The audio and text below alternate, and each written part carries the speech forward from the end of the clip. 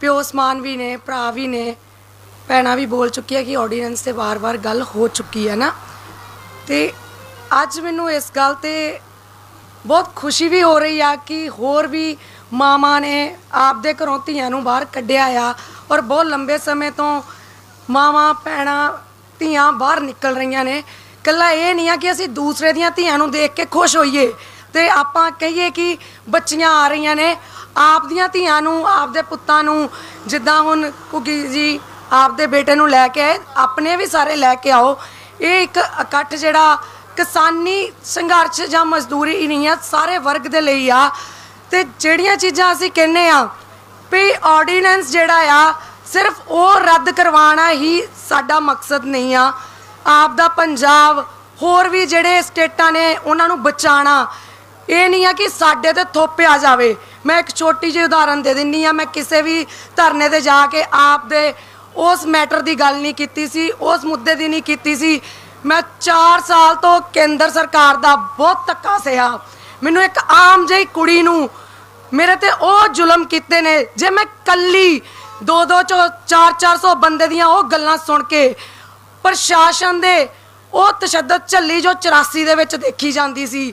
जे मैं फिर हाँ मैं डोलदी हाँ जो चीज़ां कहीआं गईआं आ घुग्गी वीर जी वालों भी जो बंदा एक तरह का डिग के उठदा आ वो साडी हार नहीं आ, वो वड्डी बहुत वड्डी जित आ। जो मेरे ते तशद्दद हुंदी मैं भी किते ना किते डोलदी हाँ। हज़ारां बंदियां दे विच मैनू कल्ली नूं कल्ला पंजाब च ही नहीं होर स्टेटां च भी मैनू बदनाम किया जाता सी, पर फिर भी मैं खड़ी हाँ। इत्थे तो पूरा पंजाब उठ के खड़ा आ, होर स्टेटां भी खड़ियां ने। अज जे मोदी नूं ये चीज़ लगदी आ भी भाई वो ऑर्डीनेंस जिहड़े रद्द नहीं करूगा, साडे हक सानू नहीं दऊगा, कल नूं सरकारां होर भी आनियां ने। किन्ना समा ये लोग साडे ते राज करदे थे, जे मुगल भी इत्थों चले गए ने ते रहने ये भी ने। पर अज जिहड़ा साडा पंजाब आ, छोटे छोटे बच्चे उठ के खड़े हो गए ने, उन्हां दी बहुत वड्डी हार आ।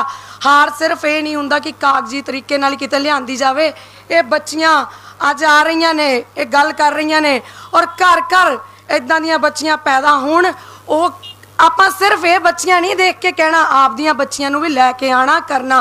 और एक चीज़ होर आ जी, जिहड़े कानून आपां कह दिंदे आ, कानून बारे कई बारी आम लोगों को नहीं पता हुंदा कि कानून की चीज़ आ। साडे ते कोई भी लागू नहीं कर सकदा कि आ धरना चक सकते ने ये लोग, जां सानू चक के जेलों दे विच बिना गलती तो सुट सकते ने। बहुत बार साडे ते चीज़ां हो जांदियां ने, जिद्दां मैं ही एक मैनू तो समझ नहीं आती भी मैं 24 घंटे सेवा करदी हाँ। कल्ली मैं पंजाब च जां कल्ले जलंधर च नहीं करदी, होर स्टेटां च भी किते तां मैं चल जानी हाँ, बाकी मैं फोन ते मैनेज कर लैनी हाँ। मेरी कोई टीम वर्क नहीं आ, बाबा नानक ते मैं चले रहीदा आ।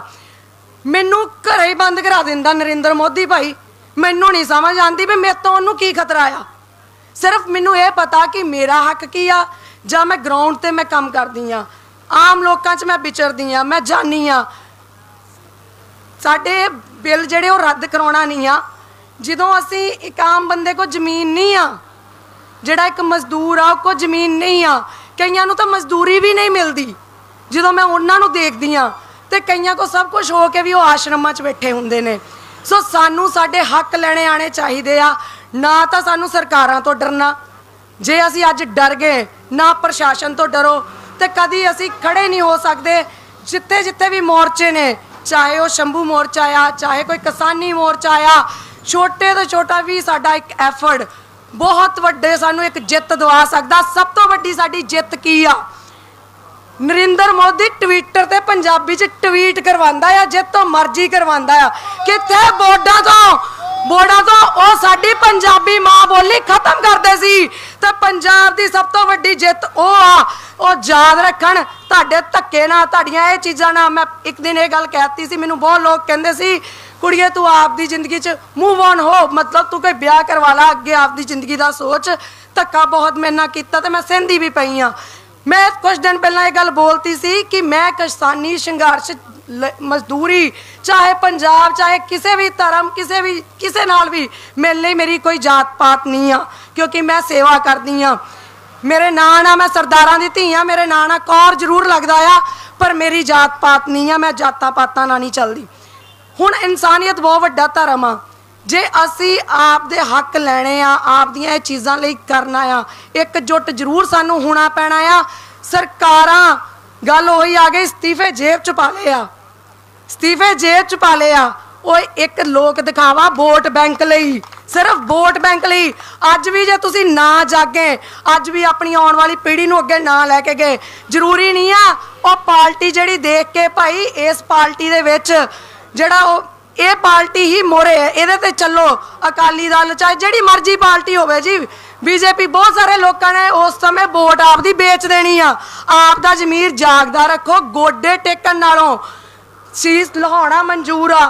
जे मैं एक कल्ली कुड़ी ने आपदे गोडे नहीं टेके तो इन्ने कित्थों टेक लैणगे। ये केंद्र सरकार नूं पता होना चाहिदा भी गोडे नहीं ये पंजाब दे टेक सकदे ने। ते तुसी ये गल मेरी सारिआं नूं दो हत्थ जोड़ के बेनती आ, जे ये सरकारां साडियां नहीं मनदियां, नहीं साडे ते अत्याचार करदियां रहिंदियां, अगे जे आपदे झंडे चक के तुरदियां ने ना भी साडे हित लई नहीं चलदियां, सिर्फ आपदी वोट बैंक लई चलदियां, भाई आजाद खड़े हो जाओ, कम से कम होर कुछ नहीं तो तुहाडीआं वोटां तां उन्हां दियां टुट्टणगीआं ही।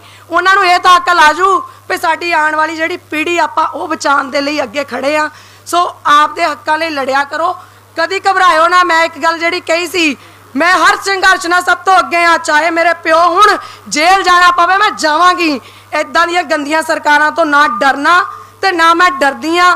ते बाकी भी सब नूं यही बेनती करदी, आप दियां धीआं नूं, आपदे पुत्तां नूं, बच्चिआं नूं अगे लिआओ। ये जालम सरकारां 70 सालां तो जे राज करदियां, सिर्फ साडे ते ये सानूं गुलाम बना रहीआं। जे असी गोरियां दी गुलामी नहीं झल्ली ते झल्लनी हुण इह सरकार दी भी नहीं आ। सो बहुत समा हो गया, सारे बहुत समय तो बैठे हुए सी।